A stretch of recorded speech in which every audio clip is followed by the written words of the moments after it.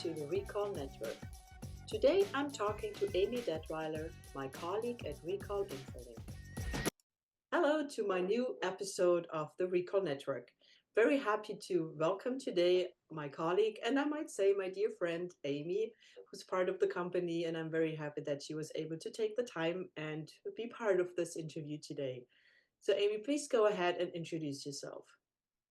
Hi, thanks, Stephanie. Thanks for inviting me. I'm Amy Detweiler, and I am on the support team with Recall InfoLink. Um, been here for about 2.5 years now, and prior to that, I spent most of my career in customer support with in the business travel industry. So have a lot of experience with all different backgrounds, and so I'm in a new industry now, but bring a lot of my skills from my previous positions. So it's been an exciting journey so far with Recall InfoLink. That's great. I'm happy to hear that. And you are a great part of our team, and I'm so happy that you joined us. As you already mentioned, you are part of the support team. Is there something that you can share with us a little bit? How is support work these days? And yeah, how is it going for you? And how's your interaction with our clients?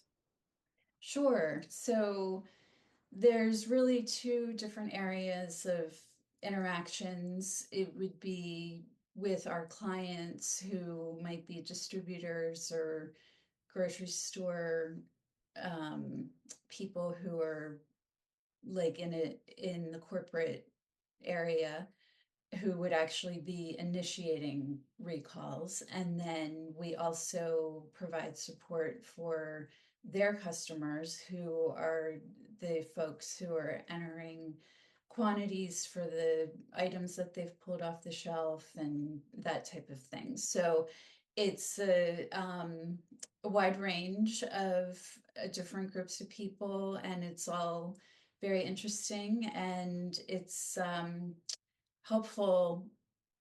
It's helpful to the people at the stores, particularly the employees who or may not have used our system before, or maybe infrequent users. Sometimes they just need a little bit of extra help with getting logged in. Usually that's pretty much most of what we would support them with. And after that, it's pretty simple for them to work through the system and get everything entered. And yeah, so I've enjoyed getting to know our clients and being able to help them in sometimes it's a crisis situation, depending on what the type of recall is, and helping them to be able to get done what they need to get done in order for the public to be safe. So it's very fulfilling work, and yeah, it's just like I said, it's completely different from what I've done before, but it's work that I really feel is helping people and really just fulfilling in that way. Yeah, it's meaningful because you know that we protect people's lives in the end. Right. Right? And I can imagine how difficult it might be because you're dealing with people having a different level of knowledge when it A comes to recalls and B handling systems or our system specifically, but then also see people that are not as tech savvy, who have never really worked with technology that much, and now there's all of a sudden have to do a recall, have to respond to the recall notification. So yeah, kudos to you and the rest of the team because you don't know what kind of call is coming in, so every time you have to adjust, you have to figure out a way how to talk in a way that people understand you and how to guide them through whatever challenges they are facing, right? And so that's yeah, that's great work you guys are doing. But I think also thanks to automation and standardization of things, in general and processes. Um, I can imagine that people and companies are getting way better. Their work is getting easier. Have you had any experience in that regards? Yes, it definitely, even from when I first came to the job, we definitely have seen much more, I guess, leveling out of support issues, where it's really mostly the same things repetitively that are just very simple things for us to be able to help with. And like I said, just first time users or things like that.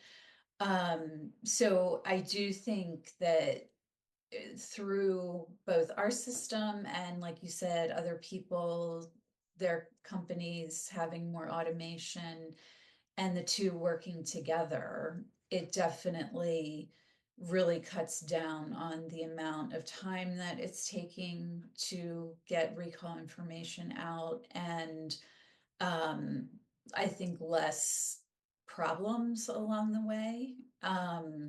It's it's I think becoming much more of a smooth operation, or it can be at least if Yeah. the right tools are being employed. Yeah, yeah, absolutely. And I mean, time is of the essence if you have to do a live recall. I mean, Mm. it's so we have two situations, as you already mentioned. The manufacturers who have to practice their mock recall simulation on the one hand, but then on the other hand, retail stores who actually have to recall contaminated products from their shelves and just destroy them or send them back, whatever they were told to do.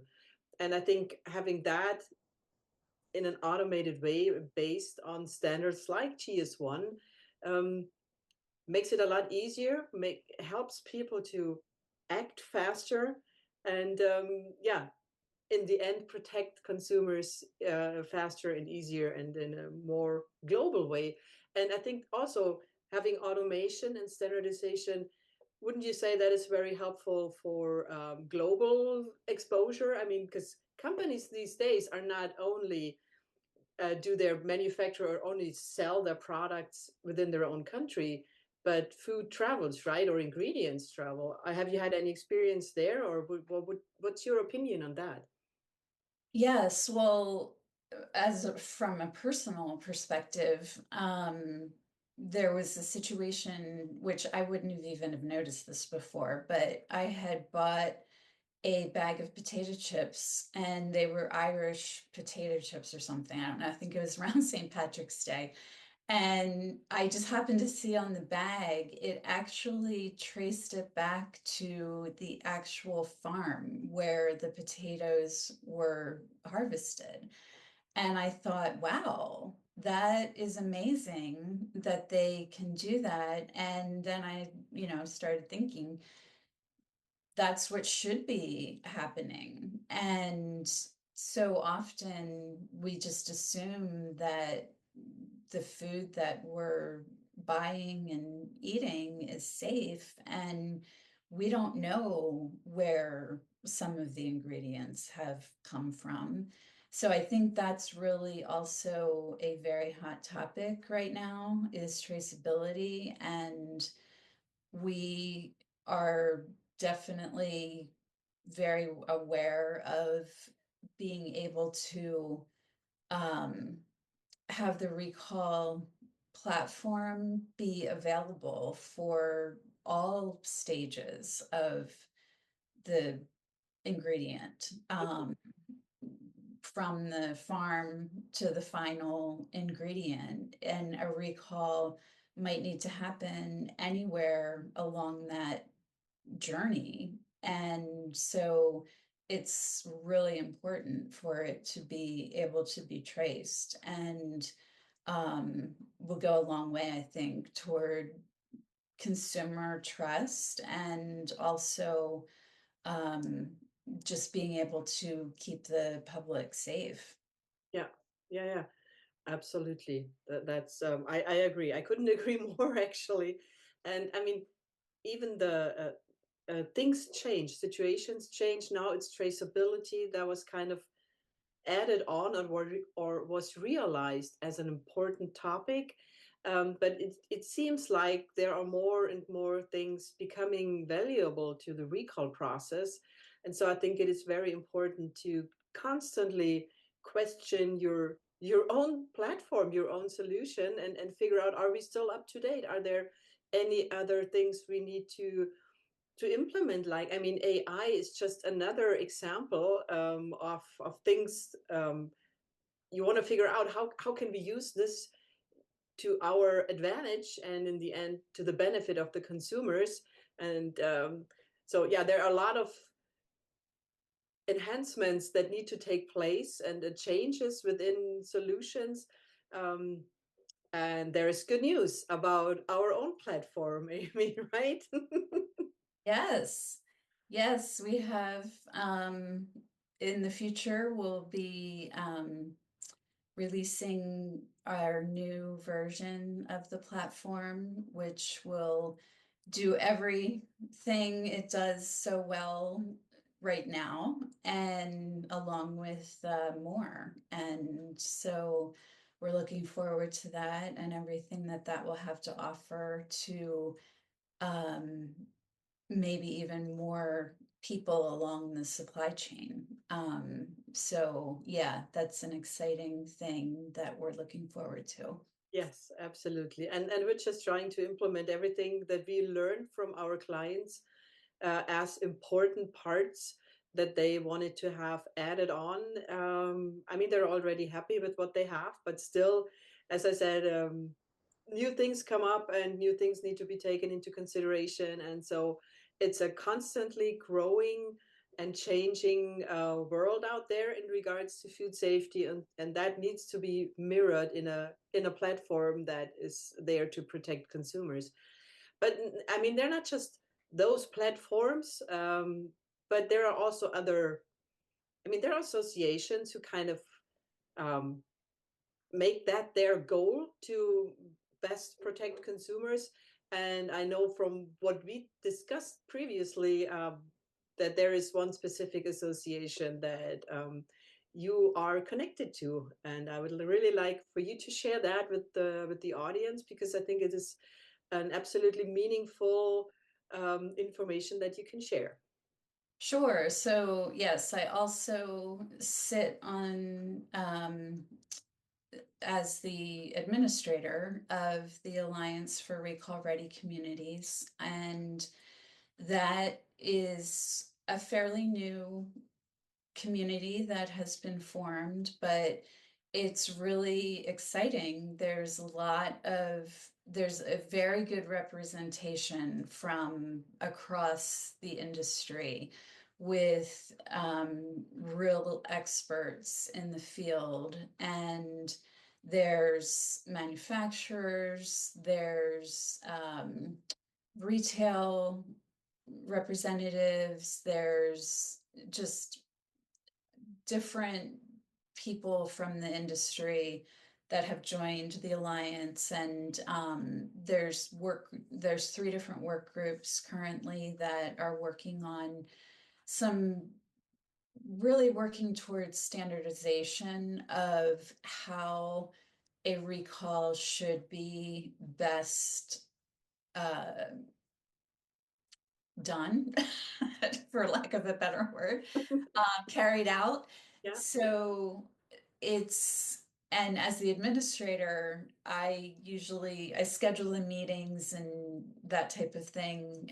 So I kind of get a front row seat to the meetings and what's being discussed. And it's just great to see the excitement and commitment that, I mean, everyone who's there is there on a volunteer basis. So um, they're giving up their own time, and they all have their regular jobs to do as well. Yeah. But we're really working toward streamlining globally how best to do a recall and as well as simulating recalls, because a lot of companies and manufacturers, as we know from being in this industry, they don't really know what a simulated recall should look like. And they think, oh, well, we're never going to have a recall. So we're really trying to break that barrier and and get people who, I don't want to say have influence, but expertise in their fields, who are on board with it and feel like it's very important work. And so it's been exciting to kind of see it start to happen, and now the work groups are kind of in full swing. And yeah, I get to sit in on those meetings and mostly observe, but if they need anything, I'm there. But it's a great learning experience for me, and just to even understand more the whole supply chain. There's definitely representation there from all along the supply chain, and so it's really it, we have new people. Just this week, we had several people contact us who want to join. So our website just went live. So yeah, so it's really exciting, and really hopeful that the work will make a difference and that people will get on board with it for the good of everybody. Yeah. Well, thank you for the work you're doing there, because I think it is so important to have a group like that, have an association. It's just wonderful. And yeah, thank you for also, you might, I mean, it's your free time as well. It's not just the free time of everyone else, but yours as well. And I think it's wonderful that you have that administrational part or play that role in it, organize stuff, and just keep it all together and support the participants. And you're doing a great job. Thank you so much for that. Thank you. And also, Amy, I think yeah, it's been great talking to you. We think we touched all the topics we wanted to talk about. Thank you for sharing your knowledge, and of course, thank you for taking the time to do that. And everyone who wants to learn more about Recall InfoLink, the support work you're doing, or the Alliance, of course, for uh, recall ready communities, feel free to reach out to Amy. You will have her email address on the cover page. I'm always happy to talk to you guys out there. And thank you very much, Amy. It's been a pleasure talking to you. And yeah, it's been just wonderful. Thank you so much. Thanks, Stephanie. Likewise. Thank you. Bye. All right. Goodbye. This has been the Recall Network with Amy Detweiler. Thank you for your attention and see you again soon. Bye.